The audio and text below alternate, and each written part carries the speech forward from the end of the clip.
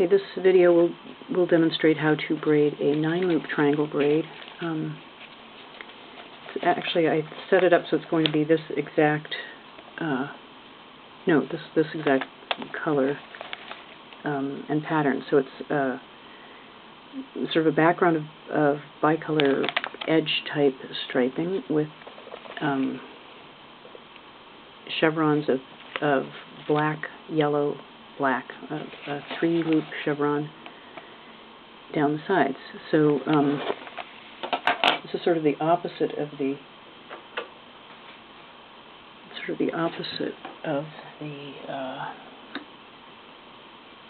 5-loop pattern I taught you, in that the background will be bicolor and the chevrons will be single color loops. So for this pattern, you start with, it's a 9-loop braid, so you're going to have, it's a 9-loop braid, and there's going to be 6 background bicolor loops. And they need to be loaded onto the fingers such that all their light shanks are up on one hand, and their dark shanks, if any of them are on the right hand, it has to be the opposite. Their dark shanks have to be up. So I stopped the braid at this point.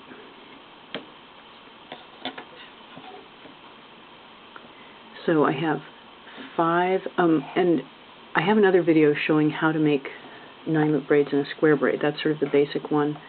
You do not have to have a curved thumb like I do. I cannot help curving my thumb, and it is sort of handy for this, but I know now several people that have straight thumbs that do this braid just fine. I cannot hold my thumb straight. It starts to tremble. To me, this is straight. Anyway, it works with straight thumbs too. Believe me, I know. Dominic does it. Lots of people with straight thumbs braid using their thumbs. So you have a loop on every finger, including the thumbs. The left hand has 5 bicolor loops, light in this, the way I've started, light shanks up. The right hand has 2 black loops and 2 all black loops, 1 yellow loop, and 1 bicolor loop. The bicolor loop must be in the opposite position to the other hand. So on this hand, it is dark shank up. The way the loop order goes is 1 in the braid is 1, 2, 3, 4, 5, 6, 7, 8, 9, and then it starts again. So this loop could be here, or it could be on the thumb, but these 3 have to be together. And it's black, yellow, black is the order. So that's the loop setup. And then the triangle braiding for 9 loops is skipping over the first 2 loops, going through the next 2 loops, and taking the transferring loop from above on the thumb. On the thumb, this is the upper shank and this is the lower shank. That directly correlates to how it transfers to the thumb. They're at the same level, but this, let's put it this way, this shank goes to the upper side of the braid. This shank comes from the low and forms the lower side of the braid, just like these ones. This really is the upper shank, goes to the upper side of the braid. Anyway, you're going to go skip or ignore the first 2 loops, and your braiding finger is just going to go through the last 2 loops and take the thumb loop with a turn, this exact way. This would be the opposite way to take it with a turn. We don't do that. I don't do that for the triangle braid. So above, take it through, shift. This is, you'll notice how the white, the upper shank, when it shifts, it's on this side of the thumb. Shift, shift, shift, tighten. Same thing on the other side. Through 2, take the thumb loop. I probably didn't show that well enough. Shift, shift, shift. Okay, let's through 2, take the thumb loop. Shift, shift, shift. Put this over here. Through 2, take the thumb loop. Shift, shift, shift, shift. Tighten. And so that's how this braid goes. Some people say I braid too fast, some say too slow. Let's do it all different ways. You can see me in another video teaching this with a square braid. it becomes, if you aren't braiding behind the camera, it becomes very easy, and it's very direct. It's one loop per digit, so you aren't fussing with double loops on any thumb or finger, and it gets just as automatic as 5 and 7 loop braids. So let's do a little bit more, and I'll show you the, again, I'm not exactly ready to make a loop in my braid yet, but if you did want to make a loop in your braid, you would do it by switching to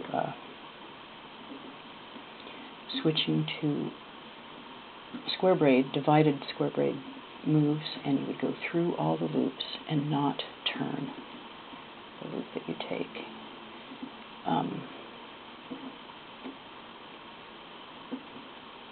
Let's see. Maybe I'll show undoing first. Undoing for a 9-loop braid is a bit different because you do have to basically, it's like making an A-fell braid using your first finger, but you can't because your first finger is holding a loop, and the thumb is too short to reach. Well, maybe it's funny. I've never done it that way. For a triangle braid where it only has to reach through 2, it probably could. That's amazing. I've never thought of that. Could reach through the 2, take this one. How would it take it? That way. Holy moly. I've never done it that way. So actually you can undo using the thumb, or at least I can. I'm kind of used to using my thumb. It's a little weird though. Well, that is undoing. The way I usually do it is the way, if I really have to make an A-fill loop braid with 9 loops, is I do double up. So basically, that thumb thing is making me laugh. So basically, to undo, you want to get, let's put my loops back here. I've just done this braiding move. The last taken loop is the one on the little finger of the hand that has more loops. It needs to go back over 2 and through 2 that it came from. It has to go back onto the thumb, so you have to shift down to free up the thumb, shift, and then, since really the thumb is a bit awkward at doing this, it's going to go onto that finger. I will do one more shift, and so I'm moving them down one more and putting 2 loops onto the little finger. At that point, the first finger can reach through the first 2 loops and take the taken loop. Thumb can sometimes help. Bringing it back, taking it, I let go so I could show you that I'm taking it from above, which turns it back, bringing it through. Something went wrong with that one. Let's see, this loop had gotten a turn somehow. Okay. Anyway, so it comes back that way. I'll show, on the other hand, I'll show a little better without making a mistake, I hope. And it should come back with, again, with the white shanks up. That's how they were on this hand. That needs to get a turn to undo it. So, same thing on this hand. I'm going to shift down, and I'm going to shift down one more and put 2 loops onto it. Put that loop back on where it belongs onto the left hand. Now, there, in the shifting, I did something wrong in the shifting. Anyway, you have to make sure that it goes onto the loop without being twisted. I go through those 2. I'm going to take this one back with a turn. There. Now, same thing, I undid that move. I'm going to shift these all down and put that back on. Go through 2, take the last taken loop and bring it back. There. Temporary hold this one while I move these down. Excuse me, put it back. Just leave a little space. Go through those 2 with the first finger and take this one back. So undoing a 9-loop braid is a little more cumbersome because you have to do this thing of temporarily holding this loop so you can shift these other ones down and get the first finger doing the undoing. Hold, shift, place, and first finger goes through those 2. Hold, place, First finger goes through those two, takes that one, but it isn't too bad. And hopefully, usually you aren't undoing very much, so just had a little goof, or for some reason, I don't know, you braided too far and you didn't want to braid that far down, you just want to back up a little bit. So, shifting back up with a temporary hold. There we go. Now we're in braiding position again. I showed you undoing. If you wanted to make a loop in your braid, if I were going to make a loop in my braid, I tend to like to make the loop with all the bicolor shanks having the same orientation. So actually I would do a few braiding moves first to get them all, say, all light up. This isn't necessary. You can do them this way, and your white shanks and these two purple shanks will be interweaving. But often, when I want to make a loop in my braid, as I started with, I will start with the bicolor shanks all upright. And so to do that, I would first braid for a short distance until all the white shanks were up. So I'm going to keep braiding in pattern, the triangle braid, but I'm going to keep the white shanks up. So, for instance, now I won't turn it. I won't turn it when the white shank is up. This one I can turn. It's black. I'm not going to turn that. I want the white shanks to be up. I can turn that one. I'm not going to turn this. I want the white shank to stay up. And here's my only bicolor loop that still has the dark shank up. It's coming up, so it'll be the next one. Don't turn that. Okay, so now I will turn this one. Now all my light shanks are up, and I'm going to start my divided braid, which is going through all the loops. It's the divided square braid, really. I go through all the loops. I'm just showing you this in case you want to make a divided area in your braid. This is not something you need to do in making a triangle braid. And I usually do it towards the end, not this far up. But so, let me stand up so I can reach better. So if you are making your divided area like this, the top of it will be black, yellow, and white, and the bottom of it will be, well, it'll have a mix of colors, but it will be where the purple lives. So it just has a less busy upper area where no purple shows. That's the only purpose to. If I had, the other option I could have done would be to have made it all the purple be up, which would have a purple area, a more purpley area on top.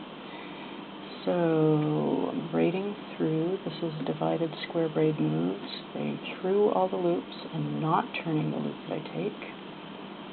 Let's see if this is long enough.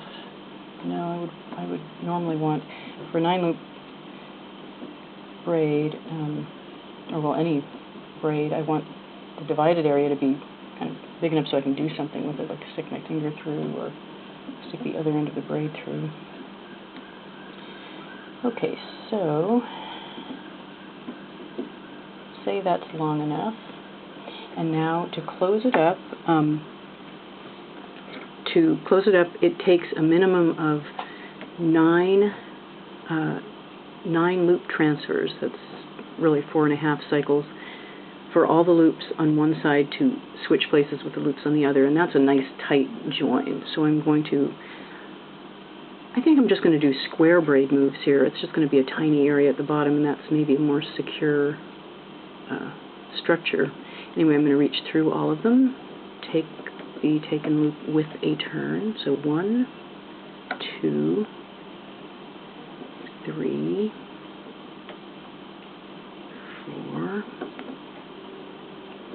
5, 6, 7, 8, and 9.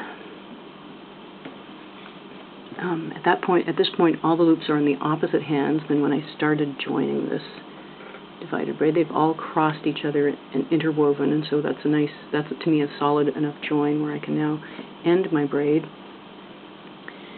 Usually I would have braided further down, but just for the purpose of this video, let's end. And a 9-loop braid is a very nice braid to to end with little braidlets, because you can actually, you have 9 loops, you can actually make 3 divided braidlets and get a nice big puffy tassel of 6 little braids at the bottom.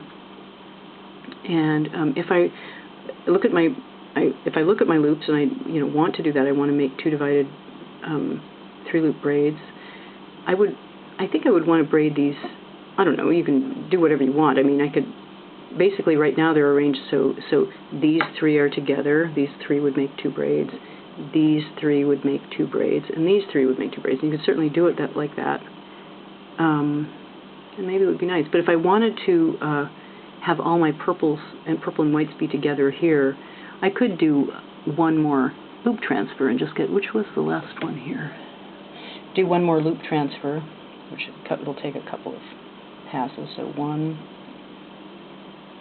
2. So now all my purple ones are relatively together, and these 3 can be braided together. So I'm going to drop the 2 groups of 3 on the outside, push them back, and then braid a divided braid in the center. And I can choose here whether I have to decide now whether I want to have all white shanks on top, which would be which would give me a little mini braid of white and a little mini braid of purple, or if I want to turn one and have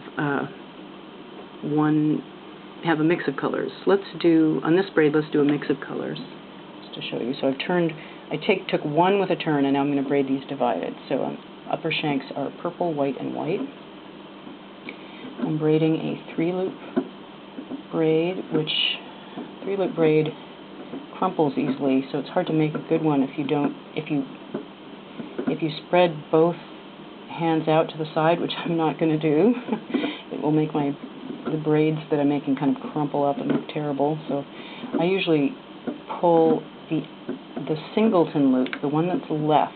So when I pull that one through, there's 2 on one hand, and I keep those straight towards myself firmly, and I pull the other loop up to tighten, and that way you can make a nice crisp braid pattern.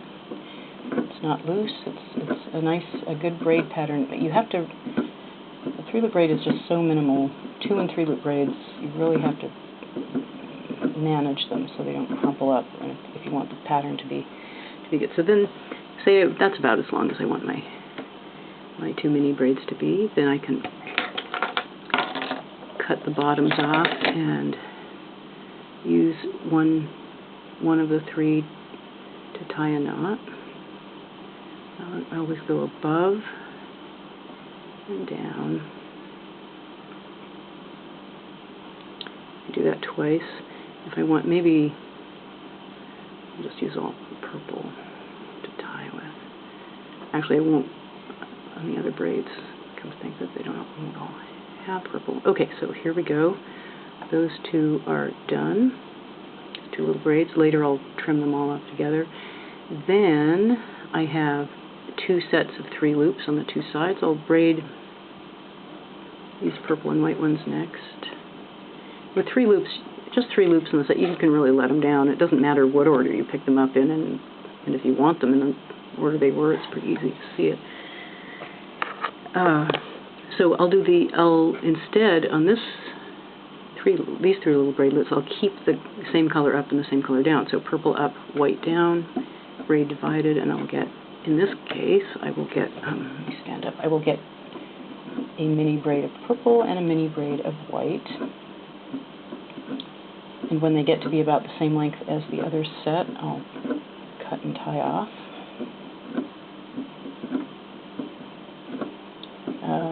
With a 3-loop braid, I know this is kind of funny, it really helps to keep everything tight almost.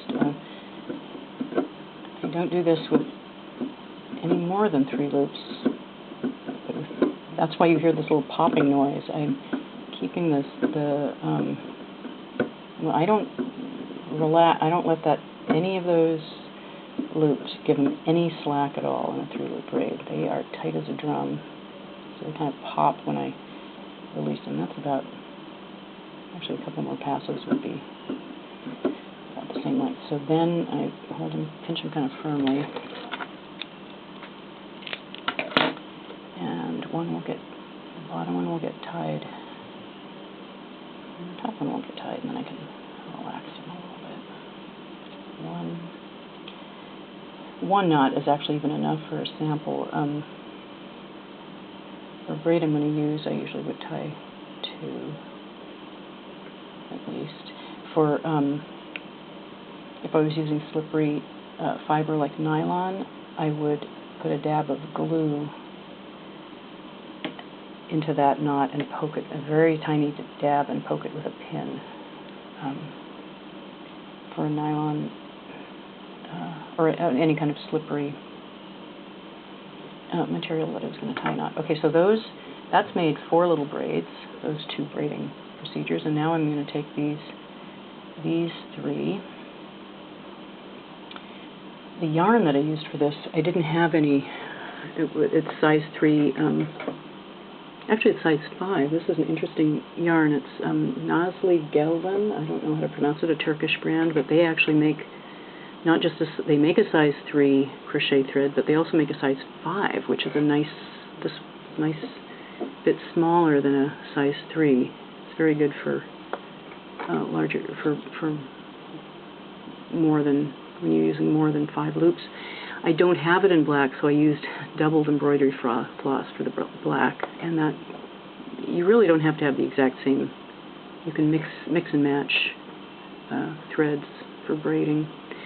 That works pretty well. Okay, so now this 3 loop braid is going to be 2 little black and gold braidlets, and so once they are done, the braid will be well tied off. These ending braidlets are basically, it's almost like tying a lot of knots at the strands in the bottom. They're holding it very secure, and the knot that, to me, this is just a fast, easy, I know it doesn't seem fast to make a lot of little braidlets, but it just doesn't take very long. And then the knot that ties them at the bottom is a very small knot, just not bulky at all. These braids will be those 2 will be a little bulkier since I used the double embroidery floss. Is a bit thicker. That's good. A bit thicker than the other, the size. If you really wanted to be fussy, you could divide embroidery floss. I could have added like 3 strands to the, so I could have put 1.5 times the usual size of embroidery floss, but I did not bother with that. Okay, so these are with a, it's only when you get up to 9 loops that you can get 6 mini braids at the bottom. And there they are. And this is the triangle braid. Here's the back of it. It's very different looking on the back because this is an unorthodox a braid where you skip some loops. You go over some and through some. The top of the braid is going to be very different than the bottom. And with bicolor loops, you see kind of you could think of it as a messy area in the back on a triangle braid where a bit of both colors of a single loop show together for one little part of the braid that doesn't happen anywhere else in the braid. It's only on the bottom where those 2 loops were passed over. Both shanks where they get passed over are pushed down. They don't show on the top. There's sort of a ditch or a crevice in the braid that you can prise apart and look inside, but it wants to come together and be hidden. And those there, down in there, are the unorthodox passages, the passages that went where the loop went over a whole loop, 2 whole loops. These, where the chevrons are on the side, is exactly what you would see on the side of a square braid. The 2 sides of a square braid, if you made this as a square braid, the exact same setup, but a square braid.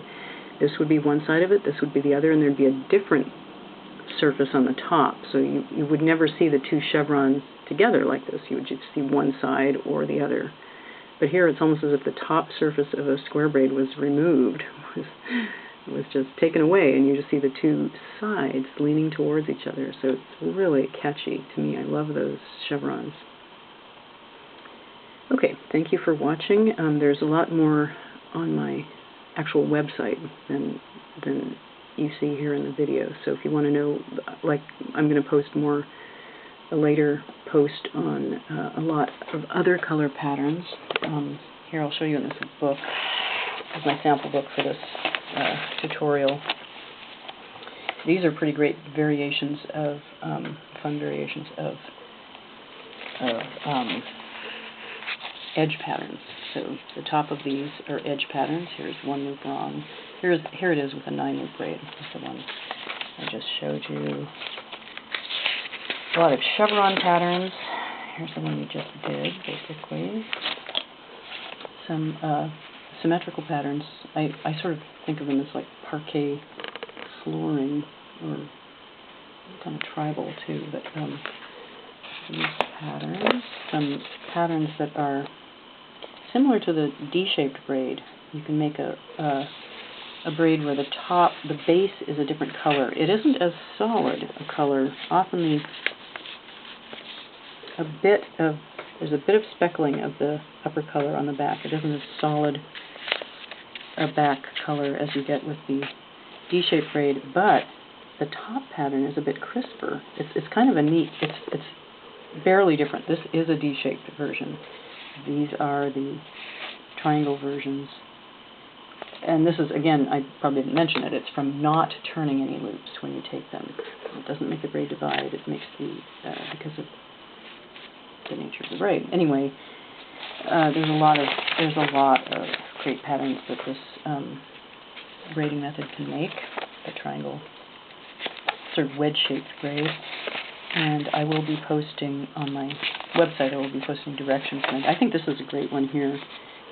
Yeah, here's a 9-loop one that's really nice. A square braid is next to it, so you can see, actually this is a good demonstration of how the chevrons that show on the top of a triangle braid are the same as the chevrons that are on the side. Let me go way over to the side of a square braid. That's one side, go over the top, and there's the other side. There are those chevrons, but they're not adjacent to each other like they are in the triangle braid. Here they're adjacent to each other. It's as if this top of the square braid, with what I call zigs, is gone. It's not there anymore. It's really kind of hidden down in that crevice in a way. Actually, really, it doesn't exist because of the strange skipping to those passages. Here's the nice simple chevrons, just one color chevrons. I like that pattern. Okay, enough of that. I will stop here. Thank you very much for watching.